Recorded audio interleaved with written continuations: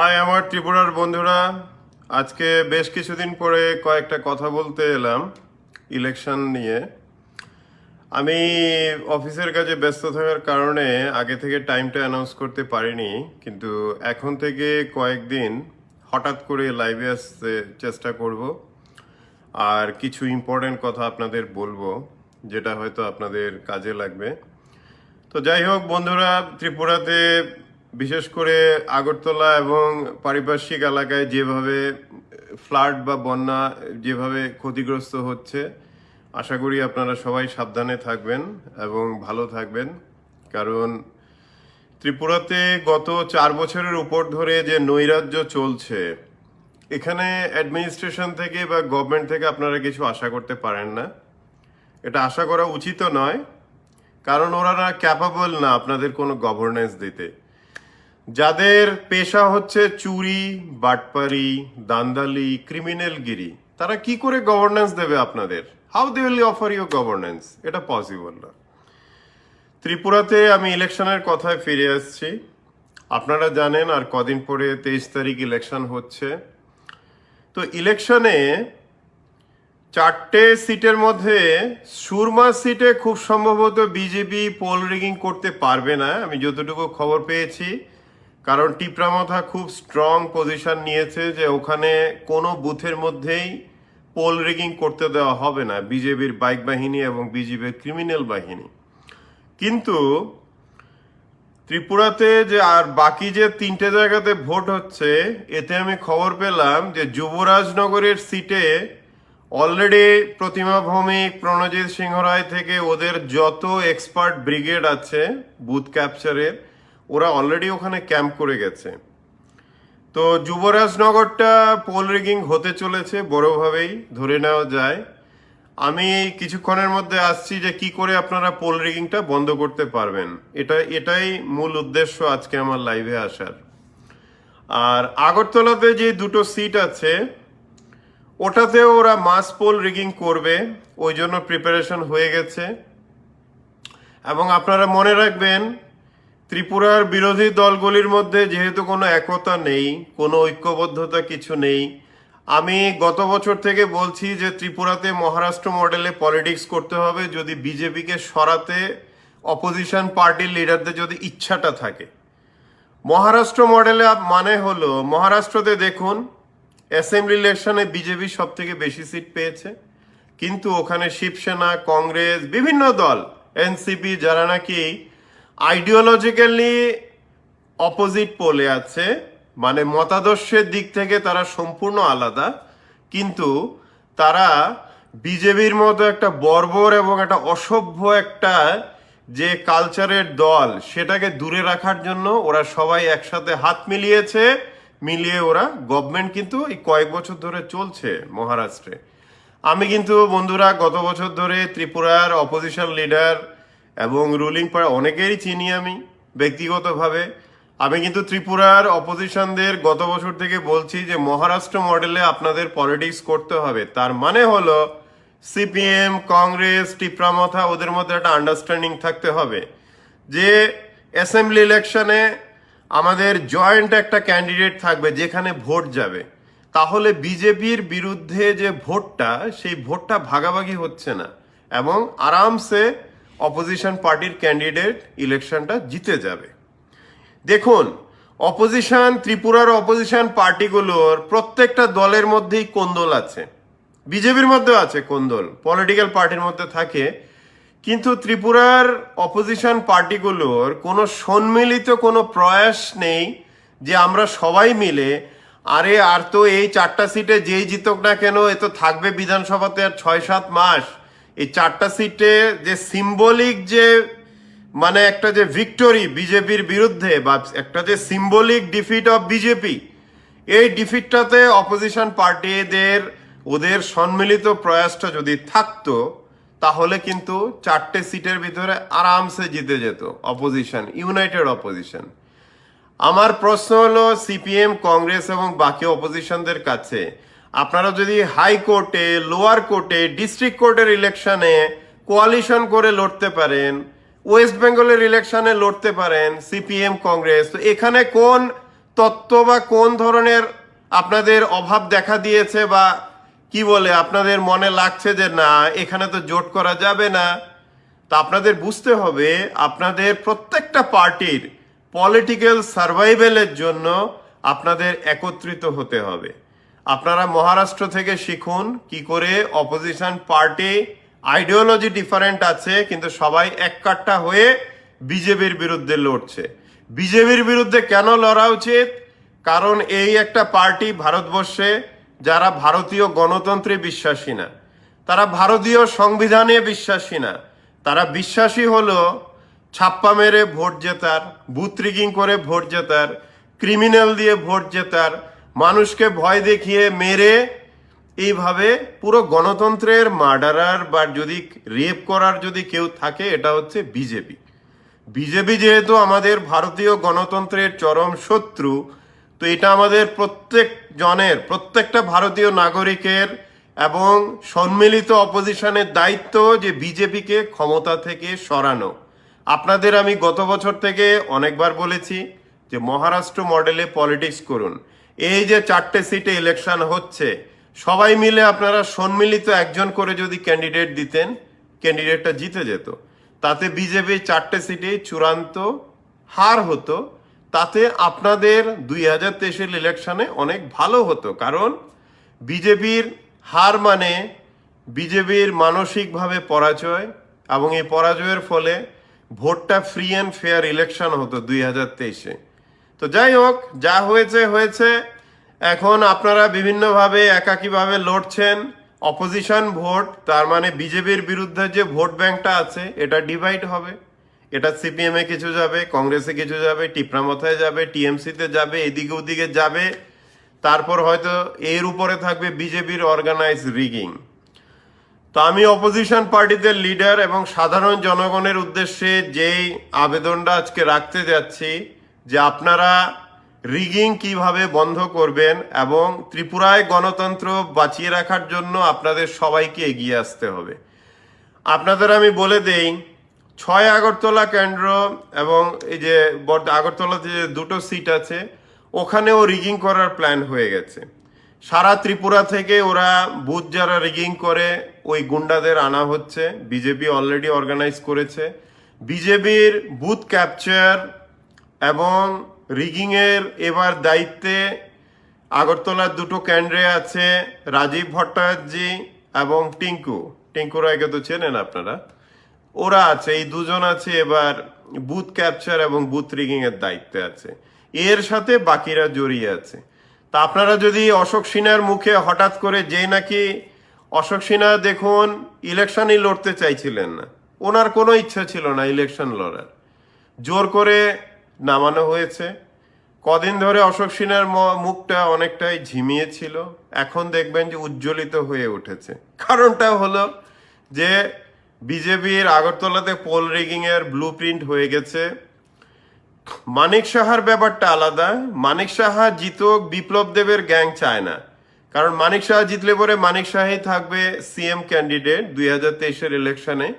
তো বিপ্লব দেবের গ্যাংগুলো পেছন থেকে আপ্রাণ চেষ্টা করে যাচ্ছে যাতে মানিক সাহা না জিতে। তো আমি আশা করব, আমি গেস রাখছি যে মানিক সাহা এবং আশিস সাহা যে সিটে লড়ছে ওখানে খুব বেশি পোল রিগিং খুব সম্ভবত করবে না বিপ্লবের গ্যাং।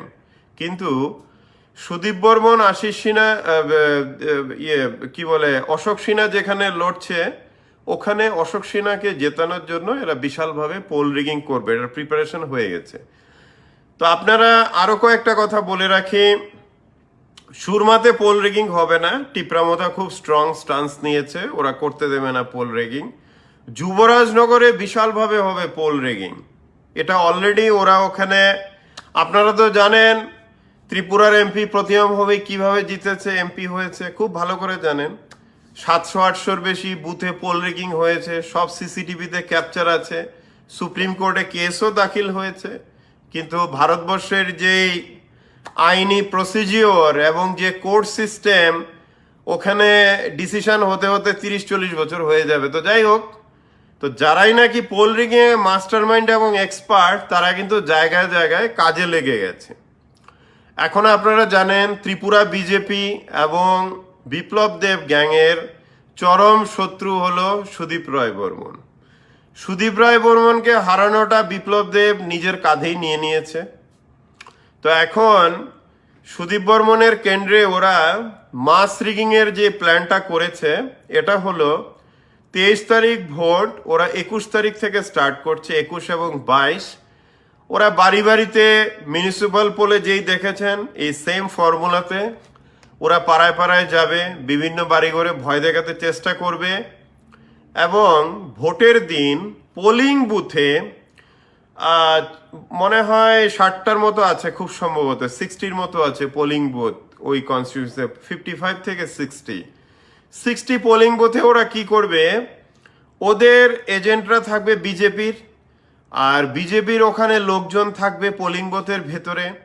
তারপর আপনারা অনেক ভিডিও দেখেছেন আমাদের ত্রিপুরাতে লোকসভা ইলেকশন থেকে শুরু করে মিউনিসিপ্যাল ইলেকশনে সবাই যে বৃদ্ধ বা যারা পড়াশুনো জানে না বা যারা কি বলে একটু ভীতু, ওদেরকে ধরে আঙ্গুল ধরে পোলিং বুথের ভিতরে বিজেপির ওয়ার্কার ইভিএম টেপাচ্ছে। ওটাই হতে যাচ্ছে এবার আগরতলার দুটো সিটে, বিশেষ করে যে বিজেপির লোকেরা ভেতরে থাকবে। ভেতরে ঢোকার সাথে সাথেই একে তো সিপিএম কংগ্রেস কর্মীদের ধমকি টমকি দেওয়া হবে, ওগুলো দেওয়া হবে যে ভোট দিলে বাড়িঘর জ্বালানো হবে, ওগুলো দেওয়া হবে। এবার পোলিং বুথে যদি ঢোকার পরে ওখানে ওদের এজেন্ট থাকবে, ওরা করবে কি বিভিন্ন পোলিং বুথে ওরা জোর করে নিয়ে গিয়ে আঙ্গুলটা ধরে টিপটা দেওয়া হবে ইভিএম এ, যেটা নাকি বিজেপির। এটাও আগেও করেছে, আপনারা ভিডিওতে দেখেছেন, লোকসভার ইলেকশনে করেছে, এইভাবে টিপ দেওয়া হচ্ছে। এইভাবে কিন্তু বিজেপি পোল রিগিং এর মাস্টার প্ল্যানটা ওরা করে নিয়েছে।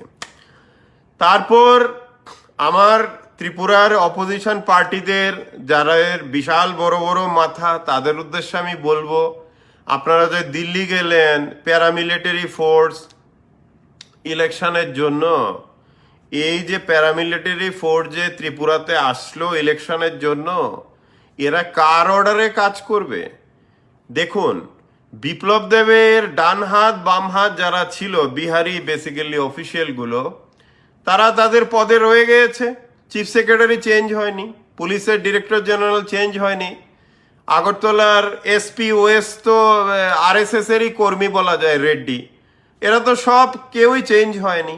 তা আপনারা কিভাবে ফ্রি অ্যান্ড ফেয়ার পোলের স্বপ্ন দেখছেন? এটা আমার প্রশ্ন ত্রিপুরার অপোজিশনের কাছে। আপনাদের 23 তারিখ বাড়িঘর থেকে সমস্ত কিছু নিয়ে আপনাদের মাঠে নামতে হবে। আপনাদের ভোটারদের সেই নিরাপত্তাটা নিশ্চিত করতে হবে যাতে ওরা ভোটটা দিতে পারে। এটা অপোজিশন পার্টির দায়িত্ব। কারণ আমরা দেখেছি মিউনিসিপ্যাল ইলেকশনে বা আগের ইলেকশনে যে ভোটাররা বাড়ি থেকে বেরোতেই পারছে না, পোলিং বুথের 50 বা 100 মিটার দূরে বাইক বাহিনী ওদেরকে থ্রেট দিচ্ছে, ফিরে যান ফিরে যান। আপনারা সবাই দেখেছেন ত্রিপুরা রাজ্যে এই দৃশ্য। তো এটা তো গণতন্ত্রকে হত্যা করার দৃশ্য, এটা আমরা দেখেছি। তো এই দৃশ্যই কি আবার রিপিট হতে চলেছে? এই জন্য আমি বলবো ত্রিপুরার যে বিরোধী দলরা, আপনাদের উদ্দেশ্যে আমি আবেদন রাখবো, আপনাদের বিভিন্ন দার্শনিক তত্ত্ব কদিনের জন্য ডাস্টবিনে রেখে আপনারা বাস্তবে আসুন। আপনারা দেখুন যে আপনাদের সাপোর্টাররা যাতে বাড়ি থেকে গিয়ে ভোটটা দিতে পারে। আপনাদেরও লোকবল আছে, সারা ত্রিপুরা থেকে আপনাদের লোকবল এক জায়গায় একত্রিত করুন। আপনারা ঠিক বিজেপির মতো আপনাদের লোকবল, লাঠিয়াল বাহিনী সবকিছু আছে আপনারা সারা ত্রিপুরা থেকে ওদেরকে আগরতলা এবং যে দুটো জায়গাতে হচ্ছে ওখানে আপনারা জড়ো করুন। আপনাদের মধ্যে সেই ইচ্ছাটা জাগা উচিত যে বিজেপির বাইক বাহিনী যদি আমাদের ভয় দেখাতে পারে সাপোর্টারদের, আমরা কেন পাল্টা কেন দিতে পারবো না? আপনারা এই 4টে অ্যাসেম্বলি সিটের ইলেকশনে ধরেই নিন, লিখে রাখতে পারেন, ধরেই নিন পুলিশ প্রশাসন ইলেকশন কমিশন অন্ধের ভূমিকায় থাকবে। যেরকম ওরা অন্ধ ছিল মিউনিসিপ্যাল ইলেকশনে, যেরকম গত লোকসভা ইলেকশনে অন্ধ ছিল, ঠিক এইভাবে অন্ধের ভূমিকায় ওরা থাকবে। কারণ ত্রিপুরাতে এই যে 4টা সিটে যে ইলেকশন হচ্ছে, চিফ ইলেকটোরাল অফিসার থেকে শুরু করে চিফ সেক্রেটারি, ডিজিপি, পুলিশের আধিকারিকরা যাদের আন্ডারে প্যারামিলিটারি ফোর্স থাকবে, কারোরই কিন্তু পোস্ট চেঞ্জ হয়নি, কিন্তু তারা বহাল তবিয়তে আছে এবং ওরা বুথ রিগিং দেখেও দেখবে না। জওয়ানদের অর্ডার দেওয়া হবে যারা নাকি পোলিং বুথ প্রোটেক্ট করে রেখেছে, যে আপনারা কাউকে মারবেন না, ধরবেন না, কিছু না। বাইরের যারা জওয়ান এসছে ওদেরকে অর্ডার দিলে না ওরা কিছু অ্যাকশন নেবে, কোনো অর্ডার ওরা দেবে না। তো এইভাবে কিন্তু বিজেপি পোল রিগিং এর মাস্টার প্ল্যান কিন্তু বানিয়ে ফেলেছে। এটাকে অপোজিশনের আপনারা এটাকে পুরোটাই বিজেপির বুথ রিগিং এর প্ল্যানটাকে বানচাল করতে পারেন যদি আপনারা বিশাল সংখ্যকভাবে আপনাদের লোকবল ত্রিপুরার বিভিন্ন জায়গা থেকে আপনারা আগরতলায় এবং বাকি দুটো জায়গাতে যদি জড়ো করেন, যে একটা ইলেকশনে একটা অ্যাসেম্বলি কনস্টিটিউশনসি যদি 60টা বুথ থাকে, 60টা বুথের জন্য আমি 50টা থেকে 100 জন স্ট্রং ম্যান আমি ওখানে ফিট করব, যারা ইলেকশন বুথ থেকে 1 কিলোমিটার দূর অবধি রাস্তাগুলো পুরো টহল দেবে, যাতে ভোট যারা দিতে আসছেন জনগণ তাদের যাতে ভয় না দেখাতে পারে আর তাদের যাতে ফিরিয়ে না দিতে পারে। আর ওখানে আমি ত্রিপুরার অপোজিশন বন্ধুদের বলবো, আপনারা বাইকের সাথে সাথে আপনাদের পতাকাও রাখবেন, দেখবেন পতাকার লাঠিটা যেন অনেক মোটা হয়। কারণ এই ইলেকশন, এই যে 4টে সিটের ইলেকশন, এটা আপনাদের হাতে ত্রিপুরার গণতন্ত্র। আর ত্রিপুরা গভর্নমেন্ট, অ্যাডমিনিস্ট্রেশন, পুলিশ থেকে কোনো কিছু এক্সপেক্ট রাখবেন না বন্ধুরা। এরা যেমন অন্ধ ছিল এবং এরা পয়সাখোর বা ভীতু ছিল, মিউনিসিপ্যাল ইলেকশনে দেখেছেন, আগের ইলেকশনে দেখেছেন, ওরা ঠিক ওই রকম ভাবেই থাকবে। অপোজিশনদের বলবো, আপনারা বেকার এদেরকে চিঠি লেখে ওখানে রিগিং হচ্ছে, এ হচ্ছে, এসব করে সময় নষ্ট করতে যাবেন না বড় বড় চিঠি লেগে। বরং যারা গণতন্ত্রকে হত্যা করছে, গণতন্ত্রকে রেপ করছে, ওদের বিরুদ্ধে লাঠি নিয়ে রুখে দাঁড়ান। মনে রাখবেন, এই গণতন্ত্র আমাদের, এই গণতন্ত্র ব্রিটিশ থেকে আনার জন্য আমাদের স্বাধীনতা সংগ্রামীরা অনেক জীবন দিয়েছেন, অনেক যুদ্ধ করেছেন। এটা এখন আমাদের দায়িত্ব ভারতবর্ষে গণতন্ত্র বাঁচিয়ে রাখা। প্রত্যেকটা ইলেকশন আসবে, বুথ রিগিং হবে, আগরতলার রাস্তাতে বৃদ্ধ মহিলা পুরুষেরা, এই মিউনিসিপ্যাল ইলেকশনে দেখেছি একজন বৃদ্ধ মহিলা ওনার হাজবেন্ডকে চট দিয়ে ফেলে দেওয়া হয়েছে রাস্তাতে, যে ভোট আপনারা কেন দিতে যাচ্ছেন। তো এটা কি আমাদের গণতন্ত্র? Is this our democracy? আর আমি অশোক সিনহা আর মানিক সাহার কাছে একটা প্রশ্ন রাখতে চাই, আপনারা যে জুমলা পার্টির, দেখুন ত্রিপুরাতে তো বিজেপি বলে কিছু নেই, ওনারাও কংগ্রেসে ছিলেন, অন্য দল থেকে এসছেন। আমার প্রশ্ন অশোক সিনহা এবং মানিক সাহার উদ্দেশ্যে, আপনারা যেই পার্টির হয়ে দাঁড়িয়েছেন এই ইলেকশনে, সেই পার্টি ত্রিপুরাতে 4-4.5 বছরে কি করেছে? কি ত্রিপুরার মানুষকে কি মানে কোন যন্ত্রণাটা দিতে ওরা থেমেছে? তো এই যে একটা পার্টি যারা প্রত্যেকটা ইলেকশনে বুথ রিগিং করে, মানুষকে ভয় দেখিয়ে, বাড়িঘর পুড়িয়ে, গুন্ডা বাহিনী ছাড়া যে গুন্ডা বাহিনী ওদের সম্বল, তো আপনারা দুজনেই কি এই গুন্ডাগিরি এসবে কি আপনারা বিশ্বাসী করেন? আপনারা সবাই জানেন ইতিহাসে ডিক্টেটররা কোনোদিন টেকে না, কিছুদিন পরেই শেষ হয়। যে কোনো পার্টি হোক, যে কোনো দল হোক, ডিক্টেটররা বেশি দিন টেকে না, একটা সময়ের পরে ওদের পতন হয় ডিক্টেটরদের। ত্রিপুরার রাজনীতিতে অশোক সিনহা এবং মানিক সাহার উদ্দেশ্যে বলবো, আপনারা যেই একটা বর্বর অসভ্য দলকে সমর্থন করছেন, এই যে আপনাদের পার্টির মুখ্য প্রবক্তা ছিল প্রসেনজিৎ চক্রবর্তী 2018-তে, RSS এর আপনাদের খুব কাছের লোক, উনি বিপ্লব দেবের বিরুদ্ধে 1 বছর পরে যখন কয়েকটা কথা বলল বা বিজেপি থেকে বেরোনোর প্রস্তুতি নিচ্ছিল, সেই আপনাদের বিপ্লব দেবের খুবই ঘনিষ্ঠ মিমি মজুমদার, এদের গুন্ডারা প্রসেনজিৎ চক্রবর্তীকে বাড়িতে গিয়ে এমনভাবে মারলো, বাড়িটা পুরো ধ্বংস করে দিল, রক্তাক্ত করে দিল, সারা ত্রিপুরাবাসী দেখেছেন।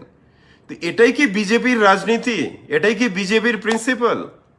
মানিক সাহা এবং অশোক সিনহার উদ্দেশ্যে আমি বক্তব্য রাখবো, আপনারা দুজনেই ডাক্তার, ত্রিপুরাতে আপনাদের সুনাম আছে, ভদ্রলোক হিসেবে চেনে, কিন্তু আপনারা একটা অভদ্র, একটা বর্বর, অসভ্য একটা পার্টির ফেস হয়ে আপনাদের নিজেদের নাগরিক জীবনে বাকি জীবনের জন্য আপনারা যে অসম্মানটা টেনে আনছেন, এটা বুঝতে পারছেন?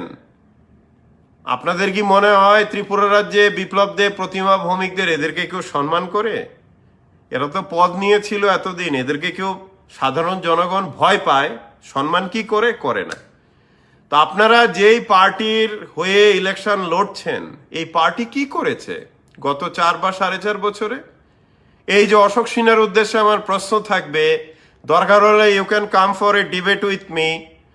এই যে কত তারিখ হবে? খুব সম্ভবত মার্চের 7 তারিখ হবে, খুব সম্ভবত 2018-র সোনারতরী হোটেলে অশোক সিনহা, এই যে তখন ইউনিয়ন ফাইন্যান্স মিনিস্টার ছিলেন অরুণ জেটলি, উনার সাথে যে ভিশন ডকুমেন্টটা যে পাবলিশ করেছিলেন, আমার প্রশ্ন অশোক সিনহার উদ্দেশ্যে, এই যে ভিশন ডকুমেন্টটা আপনি বানিয়েছেন, পাবলিশ করেছেন, এই 4-4.5 বছর হলো, এটার কটা আপনি পূরণ করেছেন?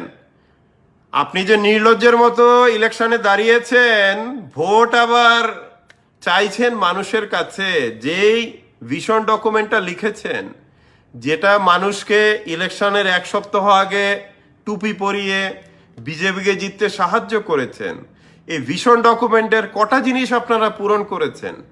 আপনারা কি 10,330 টিচারদের জন্য ব্যবস্থা করেছেন কিছু? না প্রথম বছরে 50,000 সরকারি চাকরি দিয়েছেন, না রেগার মজুরি 340 টাকা করেছেন, না বৃদ্ধ ভাতা 2,000 টাকা করেছেন, না সমস্ত যুবক যুবতীদের স্মার্টফোন দিয়েছেন, না আপনারা মিস করলে চাকরি দিয়েছেন? আপনারা কি করেছেন অশোকবাবু? মানুষকে খালি বাটপারি করে টুপি পরিয়ে ধোকা দিয়েছেন বাটপারের মতো। তাই ত্রিপুরাতে আপনারা পলিটিক্স করতে পারেন, বিজেপির পতাকা নিয়ে আপনারা হয়তো বুথ রিগিং করে ক্ষমতায়ও আসতে পারেন, কিন্তু ত্রিপুরার মানুষ আপনাদের বাটপার হিসেবে মনে রাখবে, বিকজ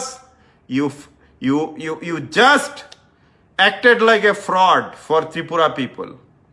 ত্রিপুরার মানুষকে বোকা বানিয়ে ক্ষমতাকে এসে আপনারা একটা প্রতিশ্রুতিও রক্ষা করতে পারলেন না। এখন আবার নির্লজ্জের মতো আপনারা ঘুরে বেরিয়ে বলছেন বিজেপি 4টে সিটে জিতে যাবে, বিজেপি ভোটে জিতে যাবে। আরে বিজেপিকে কে ভোট দেবে? কি দেখে ভোট দেবে? আরে এই যে বিপ্লব, যে নির্লজ্জ বিপ্লব দেব, এখনো 1 মাস হয়ে যাচ্ছে সিএম পদ থেকে সেই এক রাতারাতি মুখ্যমন্ত্রীর পদ থেকে ঘাড় ধরে নামানোর পরেও এখনো মুখ্যমন্ত্রীর সরকারি বাসভবন এই নির্লজ্জ কিন্তু খালি করেনি, কারণ ওর লজ্জাই নেই। বিপ্লব দেবকে কেন মুখ্যমন্ত্রীর পদ থেকে এক রাতে নামানো হয়েছে, এটা ত্রিপুরাবাসী আগে পরে জানবে। অশোক সিনহা, মানিক সাহারা খুব ভালো করে জানেন কেন নামানো হয়েছে। সেই বিপ্লব দেব এখনো, বিপ্লব দেবকে কিন্তু বিজেপির হাইকমান্ড থেকে কোনো পারমিশন দেয়নি কিন্তু ত্রিপুরাতে এখানে ঘোরাঘুরির, ও কিন্তু নিজের ইয়েতে ঘুরছে। আরেকটা আমি মজার জিনিস দেখলাম, বিপ্লব দেব মুখ্যমন্ত্রী থাকাকালীন যে একটা উত্তরীয় পড়তো, গেরুয়া, যে তার নাটকের সেই যে কাপড়টা, হ্যাঁ, সুন্দর করে ঝুলিয়ে ঘুরতো, বাবুর ইদানিং কিন্তু এই কাপড় আর দেখা যাচ্ছে না। তবে সে এমন একটা ভীতু, আমি গতকাল দেখলাম একটা শরণার্থী শিবিরে গেছে, 15-20 জন সিকিউরিটি নিয়ে গেছে। মানিক সাহা এদিক দিয়ে ভালো, সিকিউরিটি টিকিউরিটি নেই, উনি হাঁটছেন। তো যেই লোক নাকি বিভিন্ন কেলেঙ্কারির কারণে, অর্থনৈতিক কেলেঙ্কারি এবং বিশেষভাবে নারী ঘটিত কেলেঙ্কারির কারণে BJP high command JP Nadda, Amit Shah দিল্লিতে ডেকে নিয়ে বিশেষ বিমানে 1 রাত্রের মধ্যে ঘাড় ধরে টানিয়ে পরের দিন সকালে পাঠিয়েছে রেজিগনেশন সাবমিট করতে, সেই লোক কি করে যে নির্লজ্জের মতো চেহারা দেখায় আবার আগরতলাতে, আবার সে সিকিউরিটি নিয়ে ঘোরে, তার এত ভয় যে কে না কে ওকে মারবে জলের ইয়ে থেকে, কি বলে, জলের এত কষ্টে মানুষের মধ্যে থেকে। তা আমার প্রশ্ন হলো, বিপ্লব দেব ক্রিমিনাল আমরা জানি, প্রচুর টাকা চুরি করেছে, পরে বিচার হবে, জেল যাবে, এগুলো হবে, বিপ্লবের যে পুরো যে গ্যাংটা আছে, টিঙ্কু রায়, রাজীব ভট্টাচার্য থেকে যত গ্যাং আছে ও আগে পরে এগুলো সব জেলগামী, এগুলোকে কেউ বাঁচাতে পারবে না, জেলগামী। এরা এখনো আশায় করে আছে যে বিপ্লব দেবকে আবার মুখ্যমন্ত্রী বানানো হবে। কিন্তু আপনাদের আমি বলে দেই, যারা বিজেপির বিপ্লব গ্যাংয়ের মেম্বাররা আছেন, আপনাদের বিপ্লব দেব যা যা কাণ্ড করেছে, যা যা কেলেঙ্কারি করেছে, এই কেলেঙ্কারিগুলো এতটুকুই ভয়ঙ্কর যে বিজেপি হাইকমান্ড ওদের এই জন্মে বিপ্লব দেবকে মুখ্যমন্ত্রী বানাবে না। ওরা রাস্তা থেকে রাম শাম যদু মধুকে তুলে বানাবে, কিন্তু বিপ্লব দেবকে আর মুখ্যমন্ত্রী ত্রিপুরায় কখনোই বানানো হবে না। আপনারা লক্ষ্য করেছেন, 1 মাস হতে চললো, বিপ্লব দেবকে কিন্তু ভারতীয় জনতা পার্টির সভাপতি থেকে কোনো পদই দেওয়া হয়নি। তো বিপ্লব দেবের যারা আশেপাশে আছেন সবারই ক্রিমিনাল ব্যাকগ্রাউন্ড দেখতেই পাবেন, সবাই ক্রিমিনাল ব্যাকগ্রাউন্ড। ওই উদয়পুরের রমেশ স্কুলের এক মাস্টার আছে, ডেলি মদ খায়, সেই ক্লাস 9-এর ছেলে মেয়েকে মোলেস্ট করেছে। তো এই ধরনের মানুষজন নিয়েই তো বিপ্লব দেবের সার্কেলটা। তো ত্রিপুরাতে বিজেপিকে হারানোর জন্য আপনারা যে অপোজিশন পার্টির, আপনারা বুঝতে চেষ্টা করুন, এখানে প্রশাসন বলে কিছু নেই, প্রশাসন বলে কিছু নেই। আমি ধরে নিচ্ছি ইলেকশনের পরে ইভিএম গুলো যখন উমাকান্ত স্কুলে যাবে স্ট্রং রুমে, হয়তো ত্রিপুরাতে ইভিএম রিপ্লেসমেন্ট করবে না ইউপির মতো, আমি ধরে নিচ্ছি করবে না, এতটুকু বাড়াবাড়ি হয়তো করবে না। কিন্তু ত্রিপুরাতে ফ্রি অ্যান্ড ফেয়ার ইলেকশনের আপনারা স্বপ্নটা বাদ দিন, অপোজিশনদের বলবো। আর বিশেষ করে অপোজিশনদের আরেকটা আমি রিকোয়েস্ট করব, আপনারা ইলেকশনের কমিশনের কাছে নালিশ, বড় বড় চিঠি লাগা, এগুলো বোকামি করবেন না। কারণ আপনারা জানেন বিজেপি রিগিং ছাড়া, পোল রিগিং ছাড়া ইলেকশন কখনোই জিততে পারবে না। এদের চোখে মুখে যে আনন্দ দেখছেন এখন ইলেকশন জিতে যাবে জিতে যাবে, এটার মানে হলো পোল রিগিং এর সেটিং করে নিয়েছে। পোল রিগিং ওরা কিভাবে করে, প্রত্যেকটা বুথ, এক একটা অ্যাসেম্বলি কনস্টিটিউন্সি ধরুন 55 থেকে 60 থাকে পোলিং বুথ, পোলিং বুথে 5টা করে ছেলে থাকবে, বাইরে থাকবে 25টার মতো, এর বাইরে থাকবে আরো 25-30টা সার্কেল করে বাইকে। এইভাবে ওরা অ্যারেঞ্জমেন্টগুলো করে ফেলেছে পোল রিগিং এর। এটা আপনারা অপোজিশনরা সম্মিলিতভাবে ইজিলি আপনারা এটা বানচাল করতে পারেন। আপনারাও নিজেরা ঠিক এই মডেলে রাখুন, পোলিং বুথের ভেতরে আপনাদের লোক, পোলিং বুথের বাইরে 50 জন, এর বাইরে 100 জন, চারিদিকে বাইক, যাতে ওরা কাউকেই 1-2 কিলোমিটারের ভেতরে ভোট দিতে আসছে যাতে ভয় না দেখাতে পারে। এবং বিজেপির গুন্ডাদের আমি বলবো, আপনারা 23 তারিখ, জুনের 23 তারিখ আপনারা ওদেরকে যেখানেই দেখবে বাইকে, আপনারা নিজেরা পাল্টা দিন ওদেরকে দেখা মাত্রই, কারণ এরা হলো গণতন্ত্রের শত্রু। আপনাদের আমি রিকোয়েস্ট করব, সিপিএম, কংগ্রেস, টিপ্রামাথা থেকে আপনাদের সম্মিলিত অপোজিশনদের, বিজেপির গুন্ডা বাইক বাহিনী, পোল রিগার্ডদের 23 জুনে যেখানেই দেখবেন সাথে সাথে যাদের রাম ধোলাই দেওয়া হয়, কারণ এরা গণতন্ত্রের শত্রু। গণতন্ত্রের শত্রুকে আমাদের গণতন্ত্র রক্ষা করার জন্য যা করার দরকার আপনারা এটা করবেন। আপনারা বাইক বাহিনী, পোল রিগার্ডদের যদি ইলেকশনের দিন ভোরবেলা এবং এর আগের দিন ধরুন বিকেল 4টা থেকে স্টার্ট করবে, ওরা 4টা থেকে 5টা থেকে। এবং বিজেপির গুন্ডারা কি করবে, 23 তারিখ ভোট, 22 তারিখ রাত্রেবেলা অপোজিশন পার্টির ফেস্টুন টেস্টুন ফ্ল্যাগ ওগুলো ওরা সারা আগরতলা জুড়ে বিভিন্ন জায়গাতে ধ্বংস করবে। এটাও যাতে না করতে পারে আপনারা 22 তারিখ থেকে 23 তারিখের সলিড প্রিপারেশন নিন। আমি সমগ্র অপোজিশনদের বলবো, আপনারা চারিদিকে নামুন, ধরেই নিন কোনো প্রশাসন নেই, ইলেকশন কিছুই নেই, ওরা অন্ধের ভূমিকায় থাকবে। বিজেপি যাতে পোল রিগিং করতে পারে ওরা অলরেডি সব সেটিং করে রেখেছে, কিন্তু গণতন্ত্র রক্ষা করার দায়িত্বটা এখন আমাদের, এটা আমাদের করতে হবে। দেখুন, BJP free and fair election হলে 4 নম্বরেও যাবে না, 3-এ 4-এ যাবে ওরা, ওদের এরকম অবস্থা বিজেপির। তো ওরা জানে পোল রিগিং ছাড়া ওদের কাছে কোনো অপশন নেই। তো ওরা যখন বীর গলায় বলে যে পোল রিগিং করবে, এটার মানে হলো ওদের পোল রিগিং এর সেটিং হয়ে গেছে। সেটিংটা মানে কি, ইলেকটোরাল অফিসার, ডিস্ট্রিক্ট ম্যাজিস্ট্রেট, পুলিশের এসপি, ডিজিপি, বিজেপির গুন্ডা বাহিনী সবাই একসাথে কাজ করবে ওদিন। যেমন আগে আপনারা দেখেছেন, আগে আপনারা বিজেপির কিভাবে গণতন্ত্রকে হত্যা করা হয় দেখেছেন মিউনিসিপ্যাল পোলে। এর আগে মিউনিসিপ্যাল পোলে তো ক্যান্ডিডেটকে নমিনেশনই সাবমিট করতে দেয়নি। এর আগে আপনারা দেখেছেন বিভিন্ন ছোট ছোট ইলেকশনে, এর আগে দেখেছেন লোকসভা ইলেকশনে, ওদের কাজই হচ্ছে পোল রিগিং করে জেতা। এছাড়া আর বিজেপিকে ভদ্রলোক কটা আছে আপনারা গুনে দেখবেন। ওদের পার্টিটাই বানানো হয়েছে পুরো ক্রিমিনালদের জন্য, পুরো পার্টিটাই বানানো হয়েছে ক্রিমিনালদের জন্য। আজকে দেখেছেন আসামের এক বাটপার এসছে, 2018 পরে আবারও থোবরা দেখাতে এসছে ত্রিপুরাতে। হ্যাঁ, ওখানে কি বলেছিল 2018 আগে ইলেকশনের আগের মাসে? হ্যাঁ, 10,300 দিয়ে সবাইকে হাম অ্যারেঞ্জ করেগা, टेट जो पास है नौकरी दिया जाएगा, हमारा बात आप রেকর্ড करके রাখনা, ঘুমা ঘুমাকে সালানা। কে বলেছিল? সেই আসামের বাটপার আবার দেখলাম ত্রিপুরায় ঢুকেছে আজকে, বুঝতে পারছেন? তো এরা হচ্ছে বাটপারি, এটা একটা বাটপার বর্বরের দল।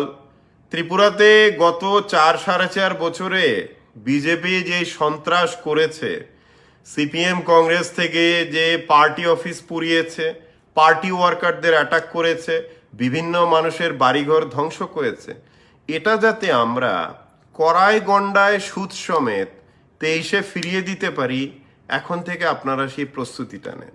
দেখুন, ত্রিপুরায় গণতন্ত্র ধরে রাখা এটা আমাদের কর্তব্য। সুরমাতে যেমন টিপরা মাথা বলেছে যে ওখানে বিজেপির পোল রিগিং কেউ করতে আসলে ও আর বাড়িতে ফেরত যাবে না, সেটাই হওয়া উচিত আগরতলার 2টো কেন্দ্রে এবং যুবরাজনগরে, সেটাই হওয়া উচিত। এটাই হচ্ছে আমাদের এখন করতে হবে। পোল রিগিং ওরা করবে, পুরো প্ল্যানিং হয়ে গেছে। আপনারা মানিক সাহা বা এরকম কিছু মানুষ যারা কি বলছে আর পেছনে ওদের সাঙ্গপাঙ্গরা কি করছে জানে না, এদের কথা বিশ্বাস করবেন না। যে পোল নাকি এবার ফ্রি অ্যান্ড ফেয়ার হবে, এসব গল্পে বিশ্বাস করবেন না।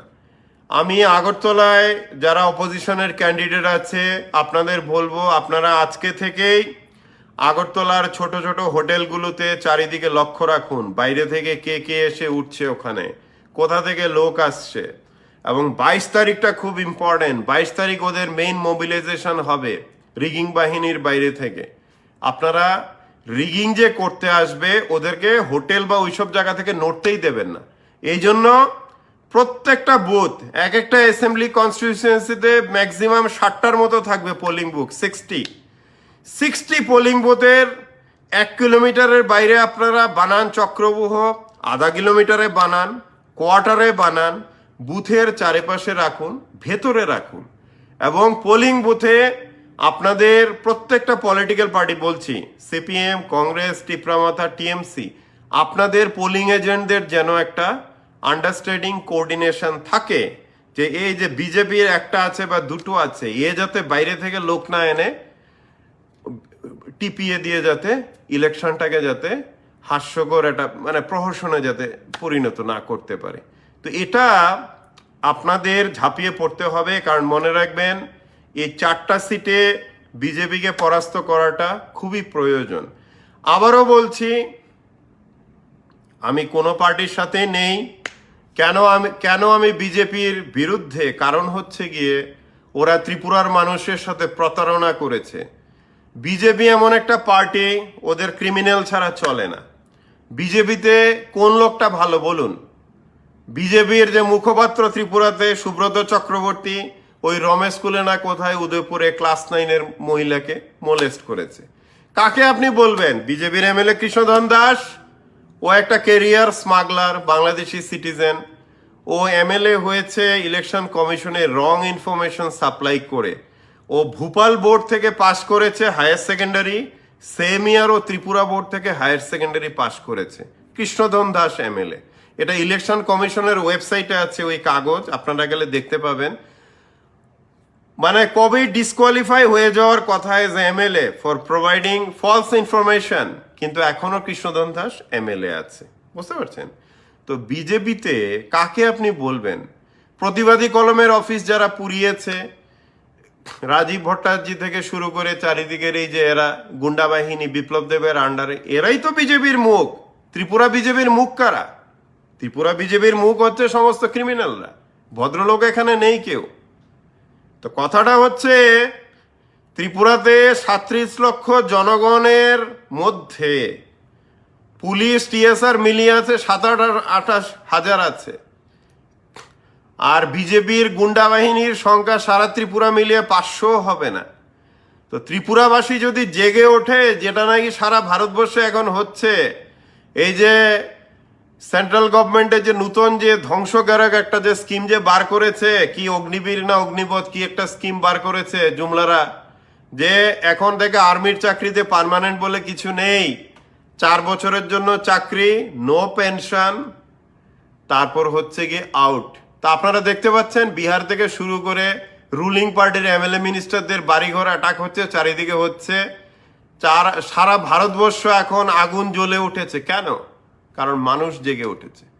ত্রিপুরাতেও এটা হবে, it just a matter of time. Already ADC এরিয়াতে স্টার্ট হয়ে গেছে, মানুষ জেগে উঠছে। তখন আপনারা কোথায় যাবেন? আপনাদের বাটপার এই কয়েকশো গুন্ডা নিয়ে আপনারা কোথায় যাবেন? এই জন্য আমার আজকের লাইভের মূল উদ্দেশ্য ছিল আপনাদের সবাইকে বলা যে গণতন্ত্রকে রক্ষা করা আমাদের সবার দায়িত্ব। এই 4টা সিটে যাতে ফ্রি অ্যান্ড ফেয়ার ইলেকশন হয়, এটা আমাদের নিশ্চিত করতে হবে। এখানে পুলিশ প্রশাসন দর্শকের ভূমিকায় থাকবে, এটা আপনারা মনে রাখবেন। এদেরকে রাখাই হবে বিজেপির গুন্ডা বাহিনীর সুবিধা করে দেওয়ার জন্য। ফ্রি অ্যান্ড ফেয়ার কোনো ইলেকশন হতে যাচ্ছে না 4টে সিটে, বিজেপির গুন্ডা বাহিনীকে সুবিধা করে দেওয়ার জন্যই থাকবে এই প্রশাসন। তো এখানে পলিটিক্যাল পার্টি থেকে শুরু করে সাধারণ জনগণ, আপনাদের সবাইকে ওদিন নামতে হবে। যারা টেট পাস করে আছেন বা 10,000 2300 যারা এমনকি টিএসআর এ চাকরি পাননি, 23 তারিখ আমি অনুরোধ করব আমার সব ভাই বোনেদের আপনাদের পথে নামতে। কারণ বিজেপিকে উৎখাত যদি আপনারা না করতে পারেন ত্রিপুরা থেকে, তাহলে আপনারা কেউই সরকারি চাকরি পাবেন না। বিজেপি যদি ত্রিপুরাতে 2023-এ ফিরে আসে, গভর্নমেন্ট চাকরি বলেই কিছু থাকবে না কয়েক বছরের ভিতরে, ওরা সব কন্ট্রাক্টে দিয়ে দেবে। আর নতুন কোনো চাকরি ওরা দেবে না 2023-এর আগে, পুরো মানুষকে ভাওতা বানাবে। বাটপার কয়েকটা লাগিয়ে রাখবে, রতনলালের মতো বাটপার কিছু চেঁচাবে, কিন্তু ওরা গভর্নমেন্ট চাকরি কাউকেই দেবে না। আপনারা বুঝে চেষ্টা করুন, পলিটিক্যাল পার্টি পলিটিক্যাল ওয়ার্কার ছাড়াও এই ইলেকশনটা আপনাদের সবার জন্য খুবই গুরুত্বপূর্ণ, আপনাদের ভবিষ্যতের জন্য খুবই গুরুত্বপূর্ণ।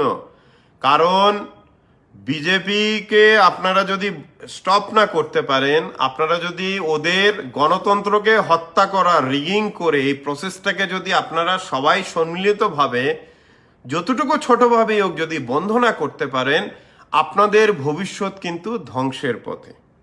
এটা কিন্তু আপনাদের সবার ক্ষতি, আমি বলে দিই আপনাদের। আপনারা যারা শিক্ষক বা সরকারি কর্মচারী বা বেকার যুবক যুবতী, আপনারা ভাবছেন যে ইলেকশনে কে হারলো বা জিতলো তো আমাদের যায় আসে না, এটা আপনারা ভুল করবেন। 23 তারিখ আপনাদের পাড়ায় পাড়ায় চারিদিকে এমনভাবে জনমত গড়ে তুলুন, এমনভাবে বাড়ি থেকে আপনারা বেরিয়ে পড়ুন যে গণতন্ত্রকে ওই দিন রক্ষা করতে হবে, সবাইকে ভোট দিতে হবে। কিন্তু যদি আপনারা গণতন্ত্রকে রক্ষা করার পথে এগিয়ে না আসেন এবং এই জুমলারা যদি পাওয়ারে টিকে যায়, তাহলে আপনাদের ভবিষ্যৎ কিন্তু ধ্বংস। আপনাদের বয়স বাড়বে, সরকারি চাকরি ভুলে যান, কিছুই পাবেন না, কিছুই পাবেন না আপনারা। চারিদিকে ক্রিমিনাল দেখবেন, চারিদিকে ড্রাগস বাড়বে, তারপর চারিদিকে গাঁজার ক্ষেত বাড়বে। আর এই গাঁজা ব্যাপারীরাই মন্ত্রী হবে, স্মাগলাররাই হবে এমপি হবে, সেন্ট্রাল মিনিস্টার হবে। এটাই হবে ত্রিপুরার ভবিষ্যৎ। সেই ত্রিপুরাতে আপনারা এখন থেকেই যদি এই ক্রিমিনালদের বন্ধ না করতে পারেন, এদের গণতন্ত্রকে হত্যা করার সমগ্র প্রয়াস যদি আপনারা ত্রিপুরাবাসীরা যদি রাস্তায় বেরিয়ে না বন্ধ না করতে পারেন, আপনাদের ভবিষ্যৎ অন্ধকার। এরা কিন্তু এই ক্রিমিনালরাই, এরা ক্রিমিনাল ওয়েতে রুল করবে। আমি যতটুকু পারবো লাইভে আসতে চেষ্টা করব বন্ধুরা, প্রচণ্ড ব্যস্ততার মধ্যে। কিন্তু আজকে এই কথাগুলো বলা আপনাদের খুবই প্রয়োজন ছিল যে 23 তারিখের নির্বাচন, এই উপনির্বাচন, গণতন্ত্রের, আমাদের ত্রিপুরায় গণতন্ত্রকে বাঁচিয়ে রাখতে গেলে আমাদের সবাইকে এগিয়ে আসতে হবে, সমস্ত ভেদাভেদ বলে আমাদের কাজ করতে হবে। ওই দিন যাতে কোনো বুথ রিগিং না হয়, ওই দিন যেন গণতন্ত্রকে কেউ হত্যা না করতে পারে। যারাই গণতন্ত্রের বিরুদ্ধে হত্যা করার পথে আসবে ওদিন, আপনারা দুর্মুষ করে দেবেন ওই দিন। ঠিক আছে বন্ধুরা, আজকের জন্য কথা এখানেই শেষ করছি।